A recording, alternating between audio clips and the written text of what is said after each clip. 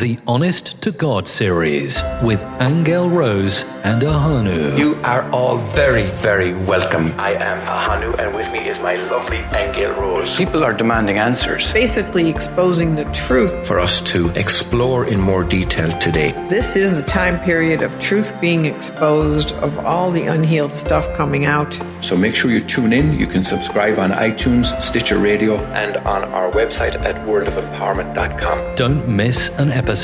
Hit the subscribe button now. Good morning again, everybody. This is Aingeal Rose, and hopefully this is the last time I'm here by myself without my beloved Ahonu. Hopefully he will return next week.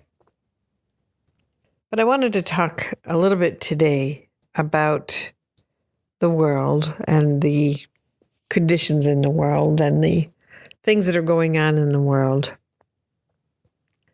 There's many spiritual traditions out there that deal with the world, and some calling it the world of illusion, and others saying there is no world outside of ourselves. But I don't know that that's really what I want to talk about today. I want to talk about the consciousness, I think, of what's happening in the world, and really to reinforce the power that we all have.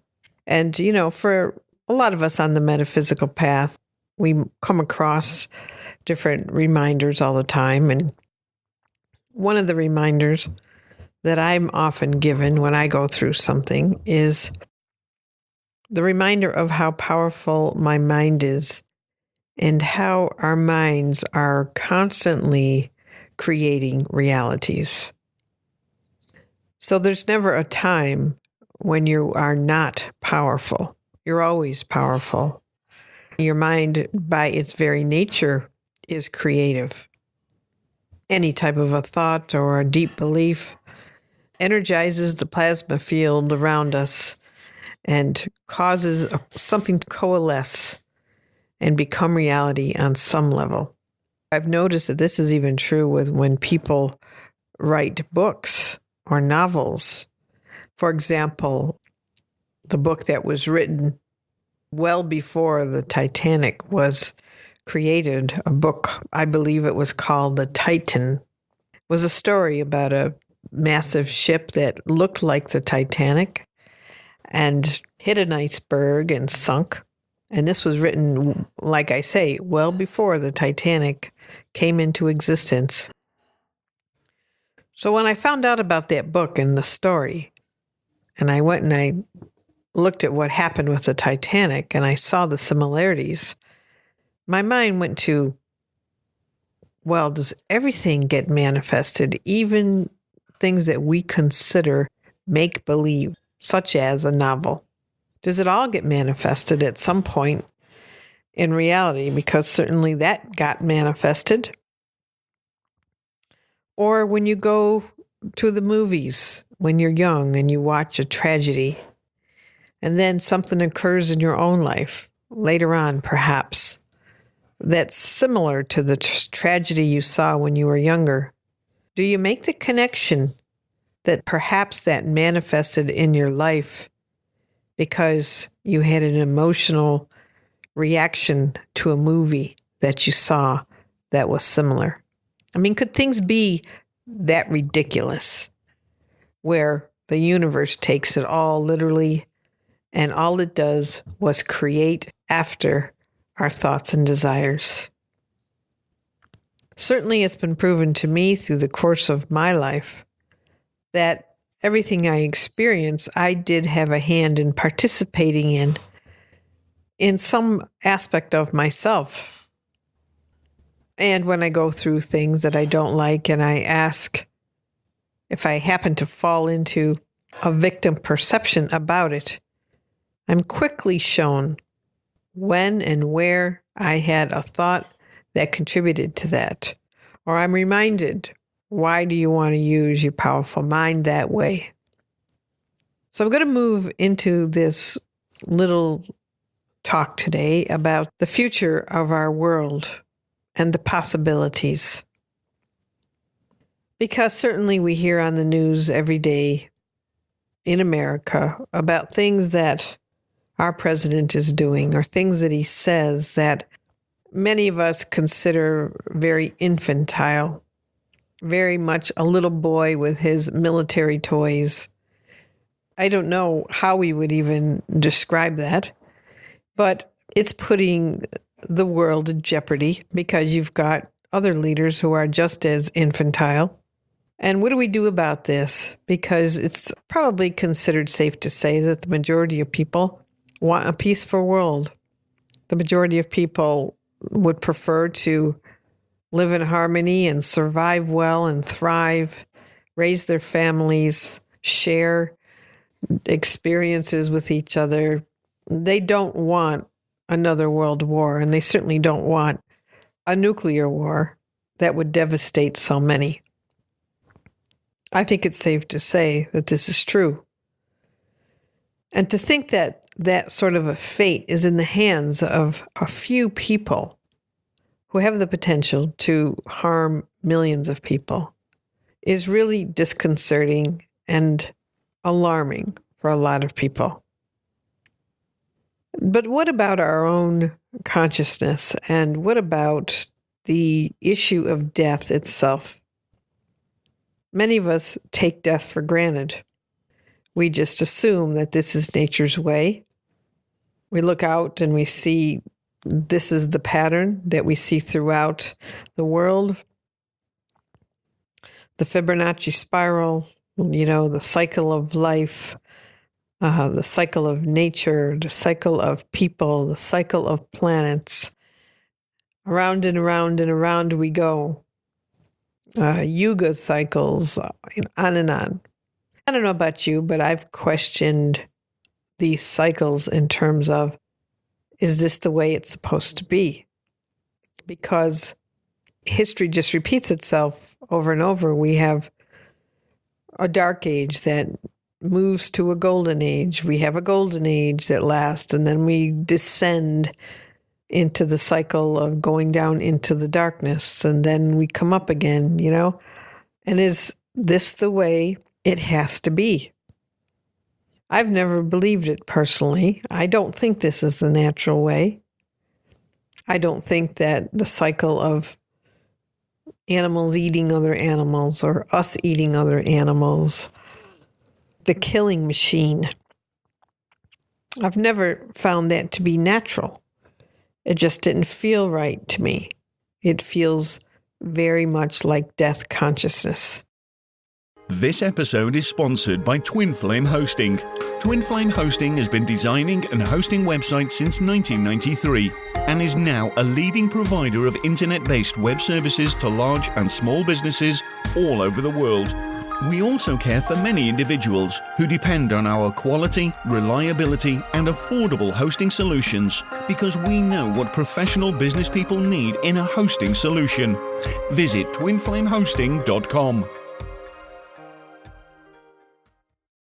So what is death consciousness, and how do we contribute to it? Well, you've heard my talks perhaps of the 2 previous weeks when Ahonu was out of commission. And I talked a lot about how the psychology of the mind works when it does something that is opposed to life. Life being the desire for everything to flourish, to have happiness, to have love. That's what life is. That's that desire, that innate desire. And you see that actually in a lot of ways, how life will push through all obstacles to maintain itself. That is the life principle. So the death principle has never felt right to me ever since I was a young girl. I was shocked at it when my mother told me about it. I thought, what do you mean? This is foreign.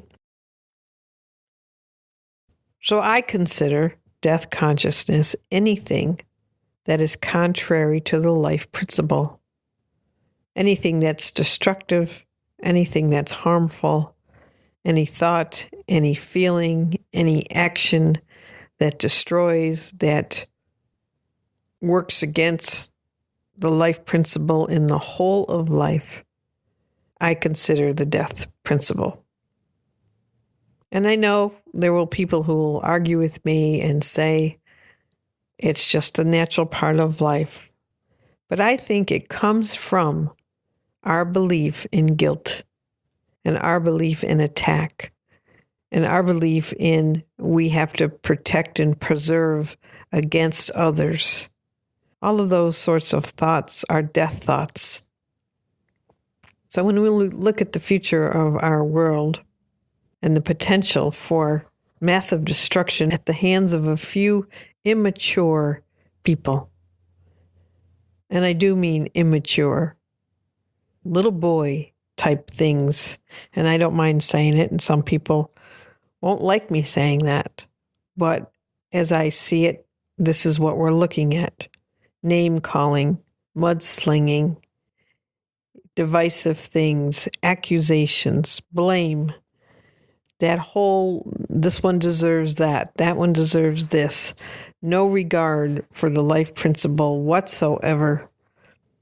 This to me is the things that we have to choose against. And when I mean choose against, I'm talking about the belief in these things in our own minds. The belief that we're constantly at threat by another country, another person, another thing. That whole victimizer consciousness has to go out the window. Because the universal energy, this huge plasma field, it has no ability to decipher what's a life-supporting thought and belief and what's a death-supporting thought and belief. It doesn't do that. It just creates more of whatever somebody says they believe is true. So our responsibility as citizens and a consciousness that is made up of creative forces is to be very mindful about what we're choosing to be attracted to. And why I say that is because death is an attraction. What's the attraction to destruction? What's the attraction to blowing things out of the sky? To, I don't know how you describe it really, but what's the attraction to suffering, for misery? Where do they come from? Do they come from our religious dogmas, where we all believe on some subconscious level that we're sinners? Does it come from that? Does it come from a universal agreement in a God that destroys? What does it come from? Why are we attracted to it? Because people who have achieved immortal statuses in terms of the expansion of their being, they've moved into immortality. Indeed, we talk about being on an ascension pathway in these time periods, but what is that ascension pathway if it is not the overcoming of death? Acknowledging that death is not a natural process. It is something that occurs from the belief in guilt and punishment,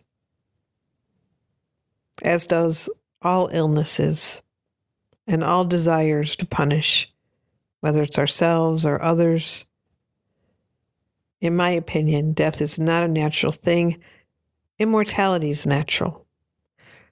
Those who believe in the crucifixion and the ascension of Jesus would have to ask themselves, what would be the point of that whole thing if it wasn't to prove that you can overcome death?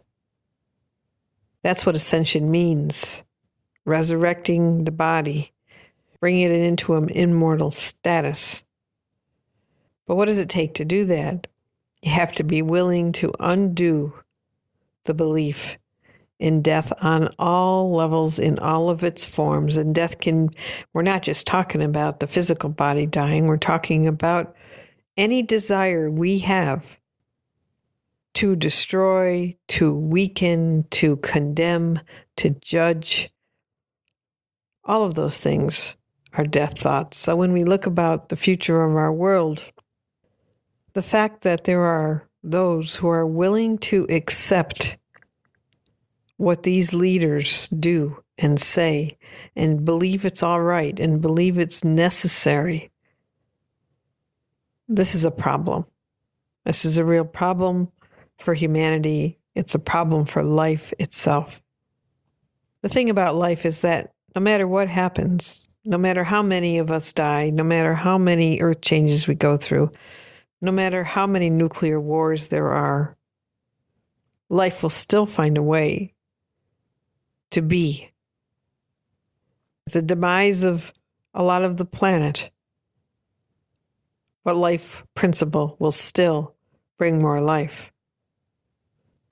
You've been listening to Answers from the Akashic Records, a world of empowerment service from Aingeal Rose and Ahonu. To get the profound statements from the Akashic Records in your mailbox each week, log on to worldofempowerment.com.